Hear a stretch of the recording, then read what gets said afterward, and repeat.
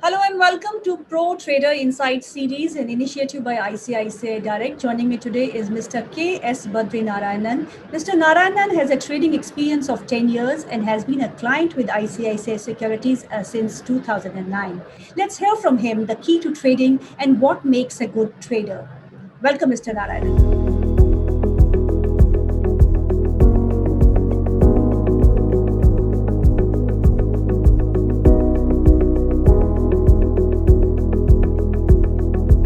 Hey, hi, how are you? Good. Mr. Narayanan, please walk us through your background and journey as a trader.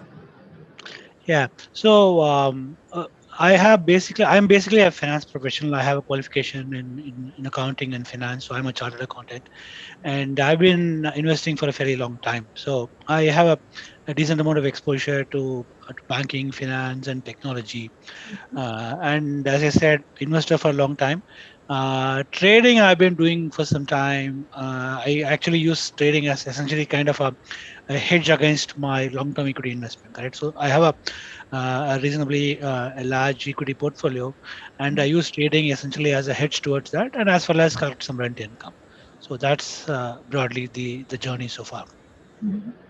Mr. Narayanan, as you're working, so what kind of mental preparation you do as a trader? Because doing two things together is not easy. Yeah, it requires some amount of orientation. See, the equity investing and trading are slightly different. In terms of equity, as long as you pick companies and yeah, your time horizon is fairly large, you can wait for the companies to move up.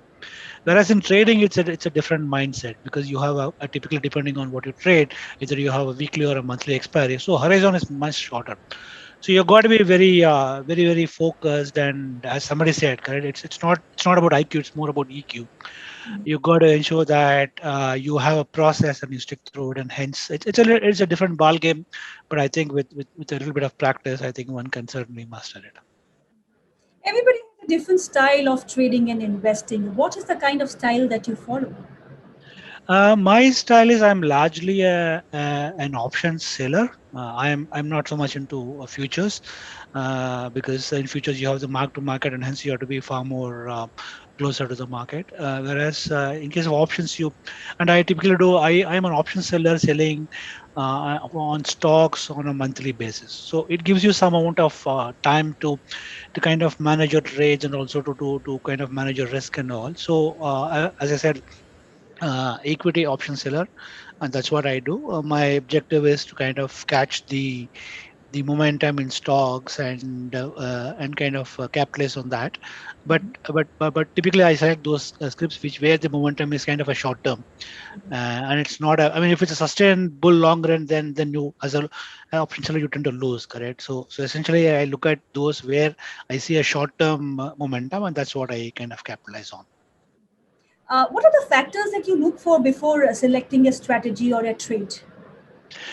So typically, as I said, I kind of generally sell. I start with selling naked options, and depending on how the script moves, I kind of either convert them into a strangle or do a risk adjustment depending on how they move. So what I do. So what I do is as I said, I look at those scripts where I see a kind of a short-term momentum, and then I look at the technical charts. I look at the spot price. I look at the premiums, and based on that, wherever I see a significant upsurge, which I believe is kind of a short-term in nature, then I go ahead and sell options with a reasonable gap between the spot price, and that's what I do. And then I very closely track and manage that. That's the process I typically use. We all know that markets are at all-time high. In these kinds of markets, is it really difficult to find a trade? It's not difficult, but one has to be very selective and choosy because clearly, if you see in the last a month, like it's a one-way movement. Correct? This kind of one-way movement is not a good situation for option sellers. So you've got to be very careful. So hence, you should not typically take long-term options. So you typically should do only either weekly or monthly, and not beyond that. That kind of helps you to limit your upside. That way we will take care. And you've got to be careful, as I said, correct. I mean, you have to ensure that the scripts you're selecting is not going through a bull wave and you don't get hit. So you got to carefully select the scripts. You got to time your entry. You also have to see how do you manage your risk and all. So it's an interesting situation, but not difficult, not impossible. Any tool or screener you would like to suggest to your fellow traders? I mean, you have been an active client of ICICI Securities. So, any tools, screener that you like the most? Yeah, I do quite a few. I mean, for example, some of the tools screener that we have in ICICI Direct, there's some of the recent tools that they have introduced in terms of tracking that I use. I use Sensible. I also use iCharts. So I use quite a few Q tools extensively. Broadly, one to identify the trade, and two is to identify the margin requirements and the premiums that you get and what kind of returns you get. So I use a couple of tools, Sensible, Obstra, iCharts, and all the stuff I use for different legs of the transaction. Do you backtest or paper trade before going live?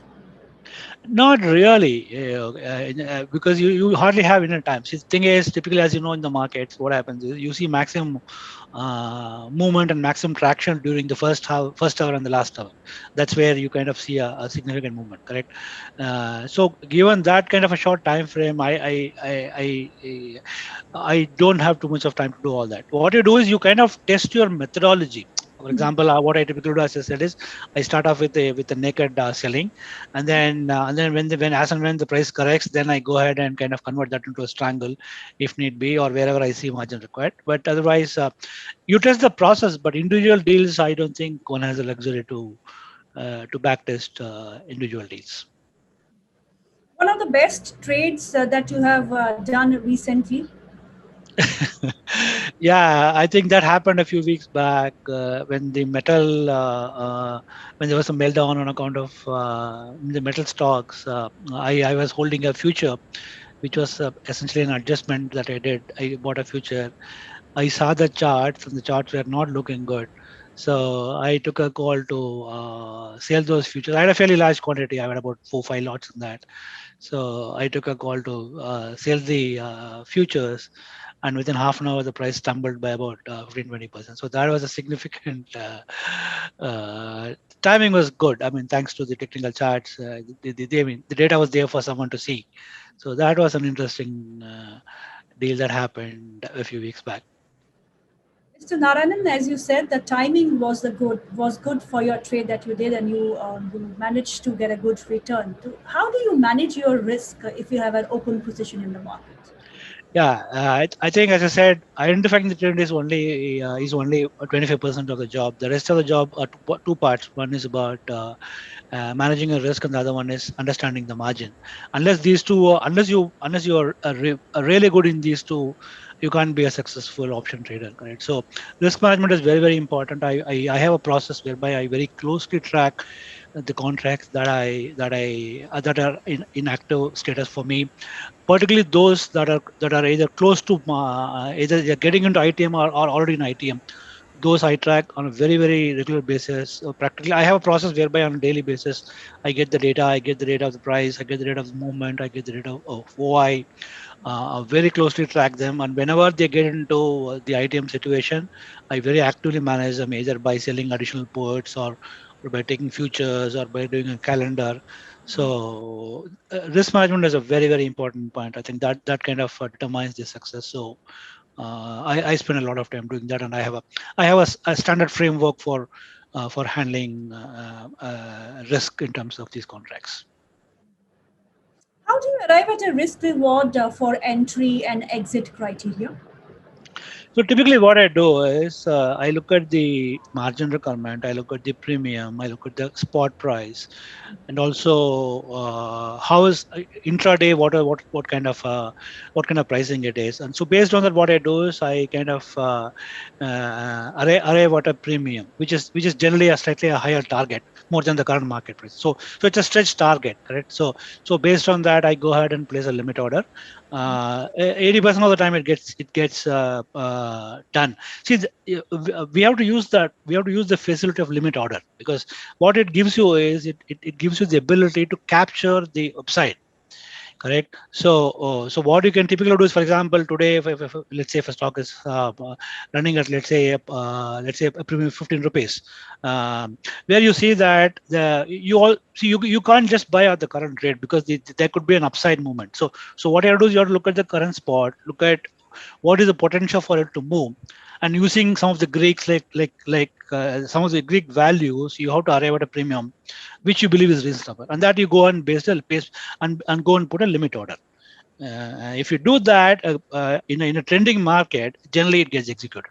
So I don't settle on what is the current premium, but I assume that the price will go further by another 2 or 3%, and based on that, based on Greeks, I put a limit, and that's how I enter the trades.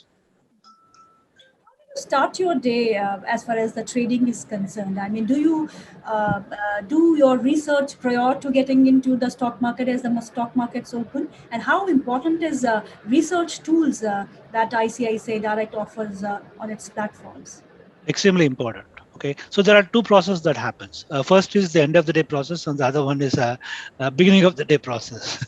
So end of the day, what I typically do is I download all my contracts. I look at the movement between the previous day and the current day, how much has happened, what are which are the stocks which are in momentum, which have moved, which are those crops which have moved adversely against the trade that I have made, which are the contracts where there's a significant OI addition, where there's a significant change in terms of all that. So I do all that, and based on that, I arrive at a set of stocks that require a careful close watch the subsequent day. That's one. Second is in the morning before the market, I kind of go through the business news, the latest trends, what's happening in the market, what's happening in the US markets, what's happening in Singapore markets, and based on that, you kind of arrive at what are the sectors broadly that are going to kind of move during the day. So based on that, you generally be prepared, saying, hey, these are some of the key trends that are going to shape the market today, and based on that, do it. So it's two components. One is for entering the trade based on market conditions for the day. Two is adjustment based on the happening the market movement the previous day. So a lot of preparation. I spend a considerable amount of time in preparation before the market. And the first hour is very important according to me, because that's where you have a lot of movement. So that you have to capture. So I spend significant portion of the first hour in terms of taking trades, and then rest of the time I spend in terms of all those adjustments and risk management activities. And how often do you review your trade during the day? During the day, I typically have a list of those contracts which need careful monitoring.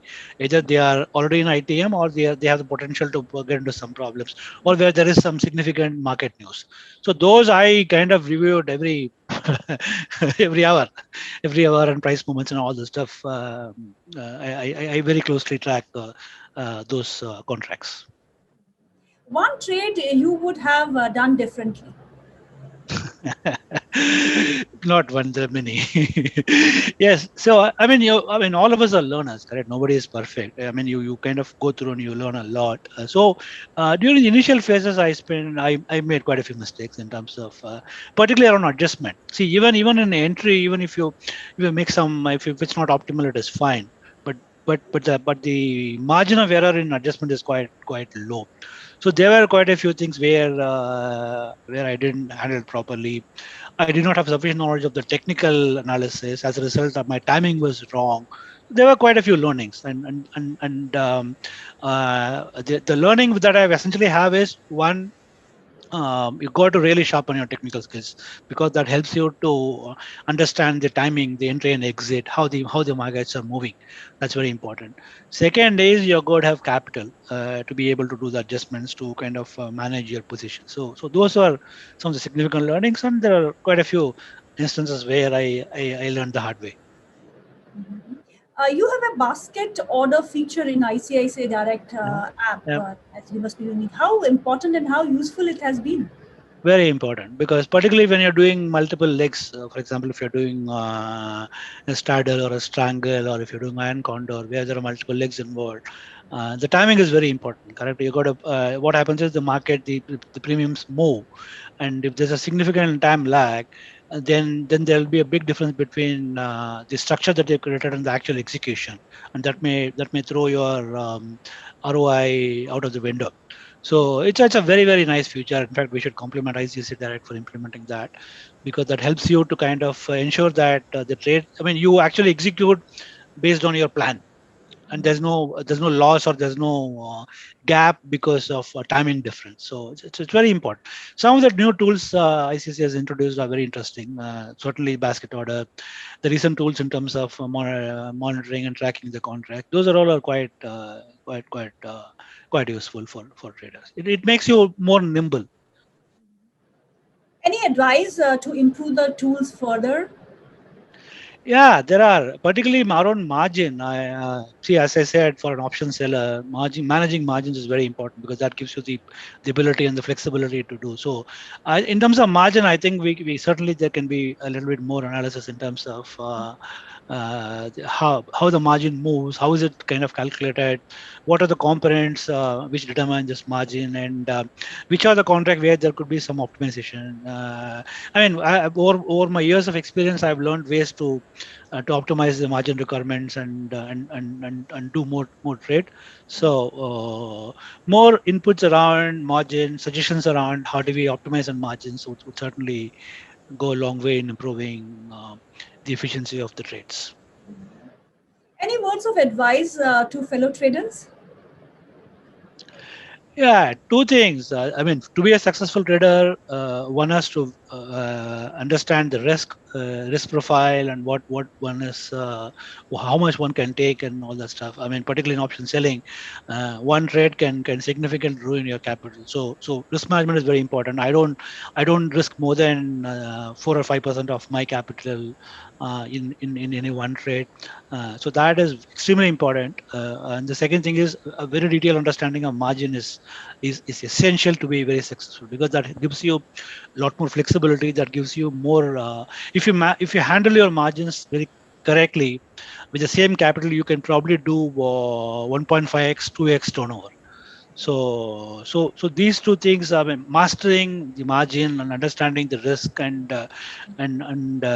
understanding the contracts that are open, particularly the market movements around that, are extremely important, and they go a long way in improving one's success rate. Mr. Badri Narayanan, what do you like about the ICICI Direct app the most? What are the key features that differentiate ICICI platforms from the other platforms which are available in the market? In my mind, there are two features that significantly give an edge to ICC Direct. Okay, one is around the margin calculator. So I've extensively used margin calculators available on other sites vis-a-vis ICC Direct. ICC Direct being a site where you trade, the margins are far more accurate, and the ability that it gives you to estimate your trades and all that stuff is very good. It is very, very accurate, very close to the real life, and hence one is able to make clear decisions and do that. That is one. The second most important feature, most the not really spoken much about, is the integration, the 3-in-1 integration. ICICI offering is one of the few offerings where your demat, your trading account, your bank, everything is integrated. And as a customer, it's very helpful to me, because I have one throat to choke. I do a trade and I see the balances, and I get the debit or credit by the end of the day. So that integration is extremely useful and very convenient. I think these are the two things that really differentiates ICICI from rest of the offerings.